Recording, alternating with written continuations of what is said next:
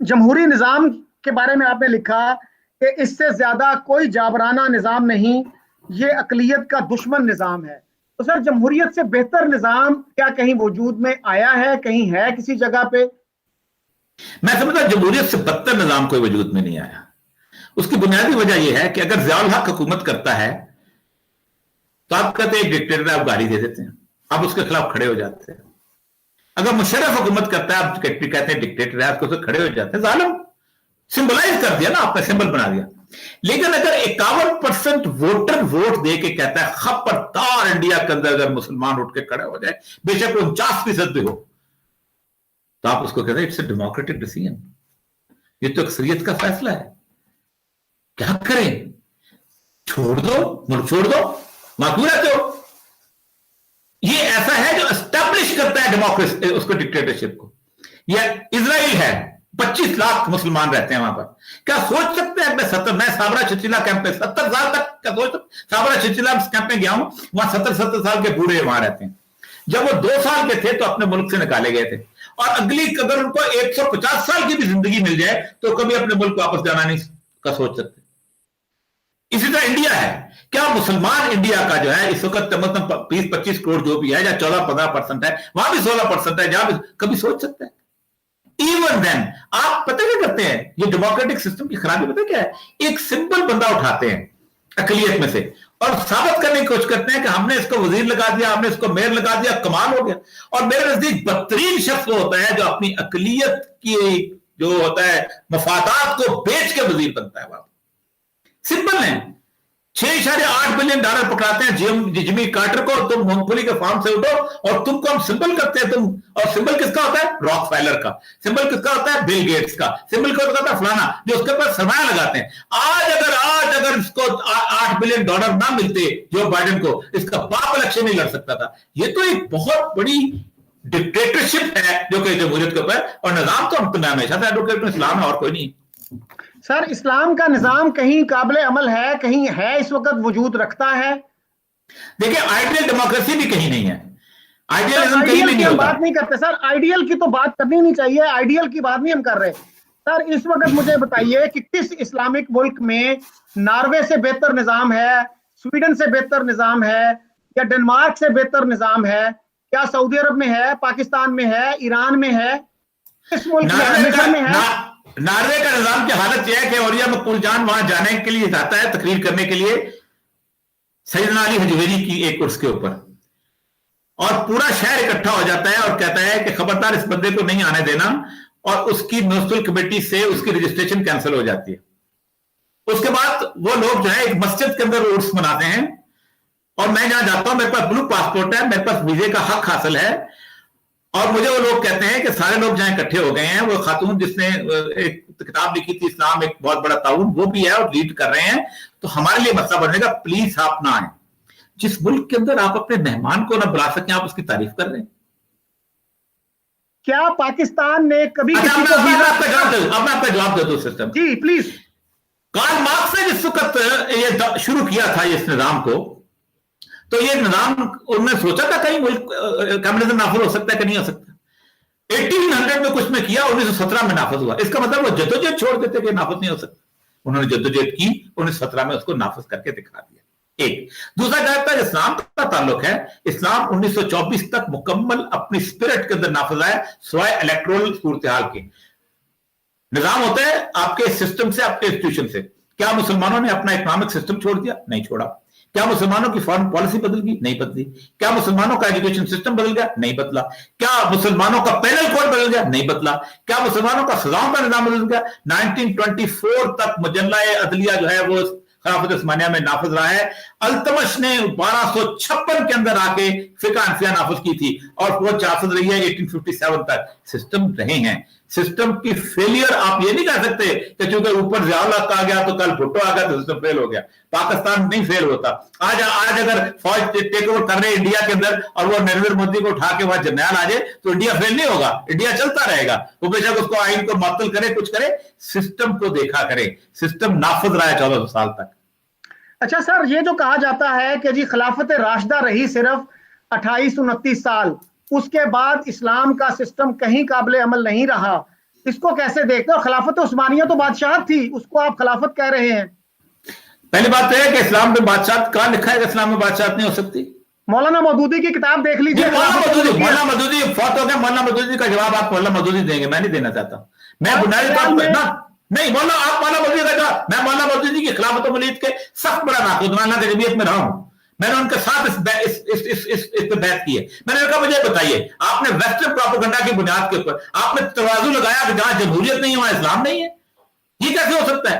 30 साल के बाद खत्म हो गया, क्या मुसलमानों का आईन बदल गया? क्या मुसलमानों का पैनल कोड बदल गया? इतनी बड़ी आर्गुमेंट मैंने आपके दी। क्या मुसलमानों ने क्या ईरान के मुताबिक सजाएं देना शुरू कर दी? क्या मुसलमानों ने सूद देना शुरू कर दिया? क्या मुसलमानों की फॉरेन पॉलिसी बदल गई? क्या मुसलमानों ने वहां सेकुलर एजुकेशन शुरू कर दी? सब पे 30 साल के बाद एक प्रोपेगेंडा है क्या? 30 साल के बाद, 30 साल, अगर 30 साल के बाद मुसलमानों की हिस्ट्री निकाल दी जाए, ना अपने बोल सीना रहता है, ना अपने राजी रहता है, ना अपने इल्म रहता है, ना अपने, आपका तो तरक्की का दौर इसके बाद का 6 साल का।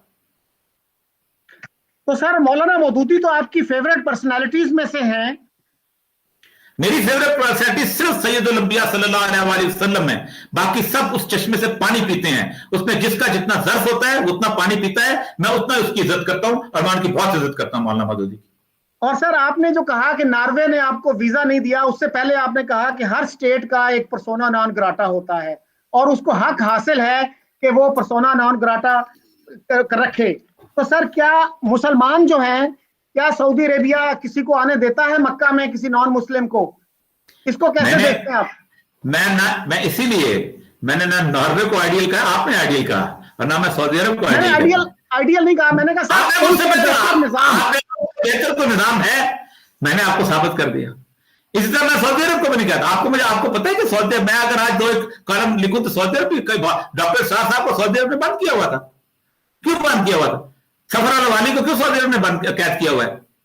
तो मैंने सऊदी अरब जो है, मैं बुनियादी तौर पर इस्लाम के इस बदतरीन डिक्टेटरशिप के निजाम के तौर पर समझता हूं कि इसका इस्लाम से भी कोई तल्लुक नहीं, ना मॉडर्न जमहूरियत से कोई तल्लुक।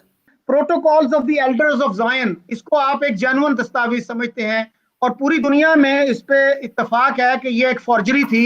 रॉबर्ट फिस्क जैसे बंदे ने, जिसको मुस्लिम दुनिया में बड़ा एडमायर किया जाता था, उसने भी ये कहा कि it was a propaganda tract, anti Semitic tract. आप कैसे देखते हैं इसको? ये मेरे पास एक किताब है, मैं दिखा रहा हूं आपको। जी जी, ये हेनरी फोर्ड की किताब है, द इंटरनेशनल ज्यू। ये 1920 में लिखी गई थी और ये 1920। सर आपको पता है Henry Ford was a well known anti Semitic person. Anti Semitic उस वक्त तस्वर ही नहीं आया था सरकार, but he was anti Semitic. आज बिल्कुल होना चाहिए, लेकिन उसकी किताब बंद क्यों की गई? और उसकी किताब जो आज भी नहीं मिलती है, बड़ी मुश्किल से मुझे मिली है। और मैं आप अंदाजा करें कि उस वक्त एक पूरा ताकतवर तबका था जो समझते थे कि ये प्रोटोकॉल का है। अच्छा चलो ओके, मैं इसको नहीं मानता हूं, आपकी तरह मैं तय कर लेता हूं कि ज़ायनिज़्म जो है, ये प्रोटोकॉल का जो है, ये प्रोपेगेंडा है। क्या इसराइल का वजूद प्रोपेगेंडा है? क्या इसराइल के अंदर सिर्फ नस्ल की बुनियाद पर नहीं, अफ्रीका में भी यहूदी हो, यूरोप में भी यहूदी हो, इसराइल अपना रूस में भी यहूदी हो, वो सारे इकट्ठे होकर वापस हैं? क्या वो एक प्रोपेगेंडा है? क्या वहां बैठ के एक ऐसी हुकूमत कायम की जाए जिसको 5-7 बड़ी आलमी ताकतें सपोर्ट करें और वहां पर पुश बैक किया जाए? क्या वो भी एक प्रोपेगेंडा है? क्या वहां पर बैठ के वो जितने लोकल से उनको खत्म किया जाए और ये तस्वर दिया जाए आज भी क्या वहां पर हम स्टार और थ्रोन ऑफ डेविड से, क्या ये भी प्रोपेगेंडा है? क्या उसके तहत पूरी इंटरनेशनल पावर जो इसके अंदर, ये भी प्रोपेगेंडा है कि कैसे अमेरिकन को कब्जा किया गया? ये 1000 सफ़े की किताब है, मीडिया को कैसे कंट्रोल किया गया। इनके सारे पीछे चले जाएं, प्रोटोकॉल निकाल लें, अगर ये साथ साथ रिलेट ना करते हैं तो आप मुझे पकड़ लें। अच्छा सर, ये मुझे बताइए कि एक नस्ल कैसे है? अगर एक ब्लैक कोई जू है, अफ्रीका से उसको लाते हैं वहां पे, एक रशियन है, एक यूरोप से आता है, एक अमेरिका से आ रहा है, तो क्या एक रेस बन जाते हैं वो? यही तो हम कहते हैं कि मुसलमान भी यही कहता है और जू भी यही कहता है कि आप बेशक किसी भी रंग से हो, किसी आदम में तुराब, आप आदम की औलाद हो। वो भी कहते हैं आदम की औलाद में से जो यहूदी हैं वो एक नस्ल है, हम भी कहते हैं आदम की औलाद से जो मुसलमान है वो एक नस्ल है। अच्छा सर, ये आप समझते हैं कि हमास का जो है एम है कि इसराइल के साथ कोई एग्जिस्टेंस नहीं हो सकती, उसको तबाह करना जरूरी है। Do you share that belief? मैं देखें, अगर आप गुज़िश्ता 48 से लेके अब तक की सूरत देखें तो बेसिकली अगर आप इंटरनेशनल प्रिंसिपल्स के हिसाब से, वो तो मान्य जो पे इंटरनेशनल प्रिंसिपल के हिसाब से भी वो बुनियादी तौर पर एक यूजर्फ फोर्स है, कोई और उसका है ही नहीं रास्ता। कई जगह आप मुझे देखे ना, या तो आपका दादा रहता हो, परदादा रहता हो, फला रहता हो, कितने से तब तो आप तो ठीक है था। हालत तो ये है कि आप माइग्रेशन करवा देते हैं जब सूरत होती है, जब पोलैंड और रशिया और इन सारी चीजों की, वो एक यूजर्फ स्टेट है और वो कायद आज़म के अल्फाज जो है कि it's a bastard child of the Europe, ये उसको उन्होंने बाकायदा एक नाजायज बच्चा है जो वहां स्टैब्लिश किया। उनका अपना स्टैंड है, उनका मुल्क है, they have all the right to say, ये बाद में आके हमारे मुल्क पे काबिज हुए। तो क्या आप इस बात को शेयर करते हैं कि इसराइल को जो है जिंदा रहने का कोई हक नहीं है और हमास जो है जस्टिफाइड है in seeking to destroy this state? यहूदी को दुनिया में जिंदा रहने का पूरा हक हासिल है, रियासत को जिंदा रहना, रियासत बाउंड्री होती है।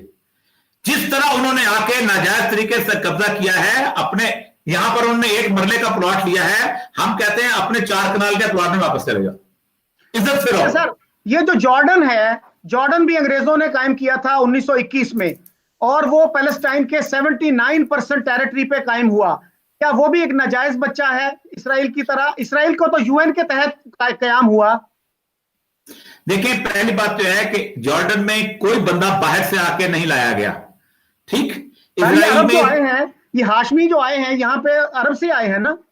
मैं आपको बताऊं, हाशमी तो एक उन्होंने वहां से शरीफ मक्का को वहां पर एक उसके बेटे को इख्तिदार दिया, हम उसको भी नहीं मानते, हम वो भी एक रिश्वत समझते हैं। इराक में फैसल को दिया, हम उसको भी रिश्वत समझते हैं, अंग्रेज की रिश्वत थी, गद्दारों को मिली। इसका दादा गद्दार था अब्दुल्ला, उसको मिली, तो गद्दार को कौन एप्रिशिएट करता है? तो इसका मतलब है कि उर्दन और इसराइल दोनों नाजायज रियासतें हैं। नहीं, वहां तो हुक्मरान नाजायज है, यहां तो पूरी आवाम नाजायज है। वो सर कायम तो अंग्रेजों ने किया था ना जॉर्डन। अंग्रेज ने तो सारे मुल्क कायम किए हैं, मैं सबके खिलाफ हूं। अंग्रेज ने तो मिस्र भी कायम किया है, अंग्रेज ने तो सऊदी अरब भी कायम किया है, अंग्रेज ने तो इराक भी कायम किया है, अंग्रेज ने ईरान भी कायम किया है। ये जो 1920 में पासपोर्ट आया भाईजान लीग ऑफ नेशन में, 1924-25 में वाकई वीजा रेगुलेशन आई है, बॉर्डर सिक्योरिटी, ये चिड़ियाघर बनाया हुआ, आप उसमें क्वेश्चन बदलती बात है, कुछ रहे वीजे लगवाते रहे, पासपोर्ट बनाते रहे, पासपोर्ट को चूमते रहे, कोई रेड पासपोर्ट है, कोई नीला पासपोर्ट है। सर, ये जो आपका है ना जी, पासपोर्ट 1920 में आया, ये भी फैक्चुअली एक्यूरेट बात नहीं है। किसी भी इंसाइक्लोपीडिया पे देख लीजिए, ये उससे काफी देर पहले आ चुका था। तो सर इसको प्लीज इसको रिवाइज कीजिएगा, इसको वेरीफाई कीजिएगा। मैं आप लीग ऑफ नेशंस की उसमें चले जाइएगा, आप यूनाइटेड नेशंस की लाइब्रेरी में चले जाए, आपको मिल जाता है। पहली बात तो यह है कि वो एक वर्टिकली एक कागज होता था, ये बिल्कुल वैसे ही है कि जैसे प्रॉमिसरी नोट 1694 में आया था बैंक ऑफ इंग्लैंड का, लेकिन वो चेक नहीं बना था, वो नोट नहीं बना था, उसकी नोट को सेंटिटी दी गई थी 1945 में बटनवुड एग्रीमेंट में आके। इसी तरह ये पासपोर्ट टाइप कागज जो था, राहदारी जो थी, ये मुख्तलिफ मुल्कों में दी जाती है। तो जाहिर बात है, आप 120 साल की जंग लड़ेंगे वार वो दिन, तो आपको एक पहचान तो होगी, वरना तो गर्दन उड़ा देंगे आपको। आप इतना बहुत टाइम में होता था, इसको सेंटिटी जो मिली है 1920 में हुई जी। तो सर अब क्या किया जाए कि पासपोर्ट्स को फाड़ के फेंक दिया जाए? Why don't Muslim countries say कि जी इसको फाड़ के फेंक दो, पासपोर्ट अन इस्लामिक है? कितने इस्लामिक स्कॉलर्स आपसे मुत्तफिक हैं कि ये जो स्टेट सिस्टम है, नेशन स्टेट का सिस्टम है, पासपोर्ट का सिस्टम है, ये गलत है, अन इस्लामिक है? देखें, 1920 के आसपास यूरोपीय यूनियन जो है, ऑस्ट्रो हंगेरियन एम्पायर खत्म हुई, खत्म होने के बाद ये बनी सारी की सारी। आज उन्होंने 3 चीजें तोड़, उन्होंने पहली बात है नोट तो फाड़ के फेंक दिया। मेरा पहचान बुनियाद तो पासपोर्ट नहीं है, मेरा पहचान बुनियाद तो नोट है, इस पर कायद की तस्वीर छपती है, वो जब बैरल से बाहर जाता हूं तो वो गायब हो जाता है। ये पासपोर्ट एक सब्सिडरी चीज है, क्योंकि ये सारी इकोनॉमिक तकसीम की गई है दुनिया की, ठीक है।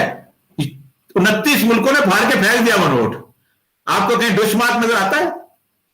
आपको कहीं फ्रेंच नजर आता है? कोई अपना उनका फ्रैंक नजर आता है? नजर है नहीं। इटालियन लीरा नजर आता है? नहीं नजर आता। आपको वहां पर यूरो नजर आता है। कितनी आसानी से फाड़ के फेंक दिया। आप भी फेंक सकते हैं, आपको कोई देगा नहीं। जब आप कहते हैं तो टोनी ब्लेयर और बुश कहता है दे वांट द खिलाफा बैक, आपको तो नहीं फाड़ के फेंकना देंगे। सर मुसलमान मुल्क क्यों नहीं कर देते सर एक करेंसी? किसने मना किया है?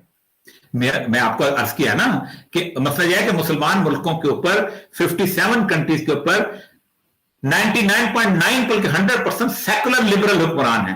आप क्या समझते हैं इमरान खान एक रिलीजियस आदमी है? इमरान खान के लाइफस्टाइल में टोनी ब्लेयर के लाइफस्टाइल में क्या फर्क है? बेनजीर की लाइफस्टाइल में और अपना जो एंजेला मर्केल के लाइफस्टाइल में क्या फर्क है? इस तरह एक बादशाह के अपना किंग अब्दुल्ला के लाइफस्टाइल में और जनरल फ्रैंको के लाइफस्टाइल में क्या फर्क है? ये हेल सलासी के लाइफस्टाइल का, they are all secular dictator. उनके हाथ में हमारी किस्मत है, वो जो मर्जी करते जा रहे हैं। सर इस तरह तो कायदे आजम के लाइफस्टाइल में भी कोई फर्क नहीं था, वो तो ज्यादा वेस्टर्नाइज थे इमरान खान से और जियाउल हक से और भुट्टो से। एग्जैक्टली लेकिन कायदे आजम की सबसे बड़ी बात यह थी कि कायदे आजम जो था उस वक्त उस बंदे ने एक आइडियोलॉजिकल बिल्डअप किया था और उसने कहा था कि हम ये, और इसीलिए तो नेशनल स्टेट की उस सारी थ्योरी के अंदर हम फंस के हुए थोड़ा सा, लेकिन उसके बावजूद भी ही वांटेड, देखिए कितना बड़ा कंडेमनेशन कायदे आजम की थी कि the western civilization, western economic system has created such a mess that only America can save it. ये बड़े जो सूद के खिलाफ उनकी तकरीरें हैं इकोनॉमिक सिस्टम के बाद, मुझे लाइफस्टाइल से ज्यादा उस लाइफस्टाइल की बेस पे आइडियोलॉजी, बेनजीर की आइडियोलॉजी भी उसकी ताबे थी। असल में लाइफस्टाइल मुझे कोई नहीं, मैं पैंट पहनता हूं, मैं कोट पहनता हूं, मैं वेस्टर्न लाइफस्टाइल में जिंदगी गुजारता हूं, मैं पूरी जिंदगी सिविल सर्विस में गुजारी है, लेकिन मेरी आइडियोलॉजी उसकी ताबे रही है। इनकी तो आइडियोलॉजी भी ताबे हो गई है उनकी। सर कायदे आजम ने इस्लामिक इकोनॉमिक सिस्टम खुद नाफिज क्यों ना किया? उन्होंने एक तकरीर की चिटागांग में कि इस्लामिक सोशलिज्म होना चाहिए, मैं आपके हक में हूं कि इस्लामिक सोशलिज्म होना चाहिए, तो उन्होंने इस्लाम और सोशलिज्म को मिला क्यों दिया? हमारे लोग तो कहते हैं जी इस्लाम और सोशलिज्म बिल्कुल मुतजाद सिस्टम है, इनको मिलाया नहीं जा सकता। जिन लोगों ने नारा लगाया था ना 70s में, ये उन्हीं से पूछिएगा, वो मुफ्ती महमूद साहब और गुलाम साहब। इस्लामिक बेसिकली सोशलिज्म जो है उसका एक मीनिंग आप निकाल लें। इस्लामिक सोशल जस्टिस वैसे कायदे आजम ने लफ्ज इस्तेमाल किया, इस्लामिक सोशलिज्म नहीं किया। अगर कहीं किया हो तो तब हो सकता है, मुझे कोई फर्क नहीं पड़ता, लेकिन एक इस्लाम के ताबे कोई भी सिस्टम अगर मौजूद है, मतलब मैं कम्युनिज्म के इसका बहुत हामी हूं। सब 75 साल पूरे कम्युनिस्ट सियासत में सूद नहीं रहा। उन्होंने बकायदा बाहर से डॉलर खरीदते थे, सोना खरीद के पेमेंट करते थे, उनकी बैंकिंग सिस्टम ही नहीं था। आई अप्रिशिएट, कमाल करके साबित करके दे दिया उन्होंने कि सूद के बगैर दुनिया गुजारी जाती है, जिंदगी गुजारी जाती है, मुल्क चलाया जा सकता है। तो कायदे आजम को आप मुझे ये बताइए, 1 जुलाई को शख्स बीमार हुआ है, ठीक है, और 14 अगस्त वो बंदा 11 महीने इस मुल्क के अंदर रहा है। 300 साल लगे हैं, 300 साल मॉडर्न मॉनेटरी सिस्टम को नाफिज करने के लिए। 1694 में बैंक ऑफ इंग्लैंड का चार्टर आया है और 4 जुलाई 1945 को 400 साल तकरीबन लगे हैं। आप कायदे से 11 महीने में एक्सपेक्ट करते हैं वो सिस्टम नाफिज कर देगा? सर उन्होंने तहरीक पाकिस्तान 40 में शुरू कर दी थी, 1940 में। कितना होमवर्क उन्होंने किया? क्या 7 साल में भी ये नहीं हो सकता था कि जी ये हमारा इकोनॉमिक सिस्टम होगा, और वो एक ब्लूप्रिंट दे जाते? और सर सोशलिज्म की बात उन्होंने की, चिटागांग की तकरीर प्लीज देख लीजिए, exactly talked of Islamic socialism. ठीक, मुझे अच्छा लगता है, लफ्ज़ अच्छा लगता है, आई बिलीव इन इट कि सोशलिज्म बुनियाद पर इस्लाम के ताबे जो सोशलिज्म, ये बिल्कुल ऐसी है कि इस्लामिक कोई क्या कह सकता है, कैफे कह दें या इस्लामिक आप जो है कल्चर सेंटर कह दें, उससे कोई फर्क पड़ता है। लेकिन सर मुफ्ती तकी उस्मानी ये कहते हैं कि इस्लाम मुख्तलिफ सिस्टम है, सोशलिज्म मुख्तलिफ सिस्टम है, और ये जो बंदा इस तरह की टर्मिनोलॉजी यूज करता है उसे ना सोशलिज्म का पता है ना इस्लाम का पता है। एक तो मुझे ये अच्छा अजीब लग रहा है कि आप मुफ्ती तकी उस्मानी का जवाब भी मुझसे लेना चाहते हैं, मौलाना मौदूदी का जवाब भी मुझसे लेना चाहते हैं, उसके बाद शेख अहमद संधी का जवाब भी देना चाहें। एक आदमी के अंदर आपने सारा कुछ डाल दिया। मैं अपना जवाब देने को तैयार हूं। सर आप एक इस्लामिक इंटेलेक्चुअल हैं, अगर इस्लामिक जो स्कॉलर्स हैं उनका जवाब आपसे ना लें तो हम किससे लें फिर? देखिए, लेनिन का जवाब ट्राटस्की से नहीं लिया जा सकता, ट्राटस्की का जवाब लेनिन से नहीं लिया जा सकता। सर आज अगर मैं किसी माओ का जवाब आप नहीं ले सकते डेंग जाओपिंग से या उसके आज की पार्टी से। मैं आज अगर किसी कम्युनिस्ट लीडर का इंटरव्यू करूंगा तो उससे मैं ट्रॉट्स्की का भी जवाब लूंगा, लेनिन का भी और माओ का भी। सर अच्छा, पहली बात है कि अगर मौलाना तकी उस्मानी साहब कहते हैं तो मेरा कमेंट यह है कि वो बुनियादी तौर पर उन्होंने मिस इंटरप्रेट किया होगा। मैं ऐसा नहीं समझता। एक इस्लाम के जेर साया एक सोशलिज्म की सूरत हो सकती है। मेरे बुजुर्ग हैं, मेरे उनके साथ सूद के मामले में कई दफा मेरी बहस हुई है और आखिर में उन्होंने गुफ्तगू में उन्होंने बहुत हद तक कहा है कि आप बहुत हद तक अजीम तरीके सूरत है उनका अपना, मैं उनके पूरे के पूरे सूद के सिस्टम के बिल्कुल अगेंस्ट हूं। तकी उस्मानी बुजुर्ग हैं, अल्लाह ताला उनको मजीद हिम्मत दे, ताकत दे। लेकिन असल मसला यह आपने ये बताया ना कि कायदे आज़म रहमतुल्लाह अलैह ने कि जो उस वक्त देखिए एक बहुत बड़ी जो कॉन्स्पिरेसी हुई थी, ये पंजाब की लाहौर के सेक्रेटेरिएट के साथ अल्लामा मोहम्मद असद का जो डिपार्टमेंट ऑफ इस्लामिक इंस्ट्रक्शन था, उन्होंने बकायदा 7 महीने के अंदर ये सब कुछ तैयार कर लिया था, जिसमें आग लगाई गई थी। मैंने बकायदा उनके लोगों से जिन्होंने आग लगते हुए देखा और इंटरव्यू किया, फिर अल्लामा असद का मैंने खुद मुलाकात करके इंटरव्यू किया, फिर वो सारे का सारा उनका जो काम जो है मैंने बड़ी मुश्किलों से आर्काइव में से उनका काम किसी हद तक रिकॉर्ड किया। वो देवर सीरियस रहा। मसला यह था कि 100 साल में आपने पूरा पैटर्न बदल दिया हुआ था सिस्टम का। आपने एंग्लो सेक्शन लॉ ले आके आगे हुए थे, आपने बैंकिंग सिस्टम प्रैक्टिस कर लिया शुरू कर दिया था। लोगों को 100 साल से आदत हो गई हुई थी थाने की, कचहरी की, बैंक की, दूसरी चीजों की। इसको बदलना आसान काम नहीं होता, ये देर लगती है। वो कहता था काम शुरू कर दिया था, 11 महीने के बाद वापस पीछे कौन रह गया? ओरिया मकबूल जान के बड़े सेकुलर ब्यूरोक्रेसी, ठीक है, अपना कमर जावेद बाजवा के बड़े सेकुलर फौज, फिरोज खान नून जैसे लोग सेकुलर, जिनके बड़े बुजुर्ग जो थे वो मजिस्ट्रेट लगे होते थे, उसके अपना क्या नाम है अंग्रेजों के, और ऑनरेरी कैप्टन, ये लोग पीछे रह गए। उन्होंने कहा बहुत अच्छी बात। सर लियाकत अली खान और ख्वाजा नाज़िमुद्दीन और इस तरह के जो निश्तर साहब जैसे लोग थे, वो तो सेकुलर नहीं थे ना सर। सर अल्लामा असद की आपने बात की, मैंने सर अल्लामा असद का काफी मुतालिया किया, उन पे एक आर्टिकल भी लिखा है, और वो ममदोड साहब का इनिशिएटिव था। और जो ही ममदोड साहब अलहदा हुए तो उनका महकमा भी खत्म कर दिया गया, और कराची के जो था सेक्रेटेरिएट वो खुश नहीं थे अल्लामा असद के काम से। उसके बाद आपको पता है कि रिजाइन भी करना पड़ा। अल्लामा असद ने बायोग्राफी डिजाइन नहीं करना पड़ता। अल्लामा असद ने अपनी बायोग्राफी में पूरा वाकया लिखा है कि किस तरह मैं जफरुल्लाह के पास मिलने गया, कायदा मुझसे इंतकाल कर चुके हुए थे, मैं वो सारा सिस्टम वहां लेके गया, और उन्होंने मुझे एक बहाना किया कि हम ऐसा करते हैं कि हम तुम्हें वहां पर सफीर लगा देते हैं, हमें एक अरबी का सफीर चाहिए। तो अल्लामा असद ने उनकी बात मान ली, शरीफाना शरीफ आदमी थे, कि मैं चला जाता हूं। वो वहां पर उन्होंने एक बकायदा कहा कि मैं पाकिस्तान के पासपोर्ट पे सफर करूंगा। उस वक्त तक पाकिस्तान में पासपोर्ट नहीं बनाता, हम ब्रिटिश पासपोर्ट में सफर करते थे। तो पहला पासपोर्ट उनको इशू हुआ। जब वे वहां पहुंचे सऊदी अरब में तलकात अरब दुनिया के साथ सफर करने के लिए, उसके 4 दिन के बाद उनको आग लगा दी गई, और फिर उनको बकायदा पितरस बुखारी के जेर असर रखा गया। पितरस बुखारी उनके हेड थे, बड़ा नाम है। तो कहते मुझे इतना तंग करते थे शख्स थे, इसकी हिसाब ही नहीं। उन्होंने एक बीवी थी पाला हमीद, उन्होंने मुसलमान होकर शादी करने की इजाजत मांगी। तो शादी करने की जब इजाजत मांगी तो उन्होंने कहा कि तुम एक रिजाइन भी लिख के दो मुझे, कि जब अगर मेरी शादी अगर मुझे इजाजत ना मिली तो मैं फौरन ऑफिस छोड़ दूंगा। उसकी दरखास्त फौरन ऑफिस पहुंची। सर जफरुल्लाह जो था उस वक्त वज़ीर खारजा था, उस दरखास्त को रिजेक्ट किया गया कि तुम शादी नहीं कर सकते उससे, खातून से, और साथ उनकी नौकरी भी चलेगी। निकाला किसी साजिश से निकाला गया। सर ये भी आपके इल्म में है कि मौलाना मौदूदी ने उनके खिलाफ बातें की कि वो भी लिबरल्स के जेरे असर आ गए थे, और उन्होंने अपनी अरबी बीवी को छोड़ के एक मॉडर्न औरत से शादी कर ली। उनकी किताबों पे राब्ता आलम इस्लामी ने बैन लगा दिया, सऊदी अरब ने बैन लगा दिया, और वो काफी डिसअपॉइंटेड थे कि जरा सी बात भी ये उलमा इख्तिलाफी बात बर्दाश्त नहीं करते। इन्होंने इस्लाम को छुई मुई पा दिया है। देखिए पहली बात है कि उसमें तो सैयद कुतुब की किताबों पर भी बैन है सऊदी अरब में, मौलाना मौदूदी की काफी किताबों में बैन है। सर मौदूदी साहब ने क्रिटिसिज्म किया अल्लामा असद, नहीं मौदूदी साहब की किताब है, मौदूदी साहब का मैंने क्रिटिसिज्म पढ़ा है, वो उस तरह का क्रिटिसिज्म, हर बंदे को इंटरप्रिटेशन की बुनियाद के ऊपर क्रिटिसिज्म का पूरा हक हासिल है। लेकिन क्या वो इस्लाम के बुनियादी एनल्स के खिलाफ क्रिटिसिज्म करते हैं? वो कहते हैं कि ठीक है वो एक किस्म का मुतासर हो गए थे, लेकिन नहीं, ऐसी बात नहीं है। और एक बंदा यहूदी घर में पैदा होता है, रबाई के घर में पैदा होता है, वहां से निकलता है, वहां से आके इस्लाम और फिलिस्तीन में इस्लाम कबूल करता है। उस बंदे ने जो रबाई कप होता है वो कहता है ज़ायनिज़्म, असद कहता है कि ज़ायनिज़्म यहां पर आ रहा है और मैं यहां पर। और कौन था उसके साथ? उसका रूममेट फ्राइड का बेटा, फ्राइड का अपना भांजा, फ्राइड का भांजा उसका रूममेट था, ये उसको बहुत बड़ा जो साइकोलॉजिस्ट भी, और उसके साथ उनके यहूदियों का बात। उसने कहा कि मेरे से लड़ाई हो गई है।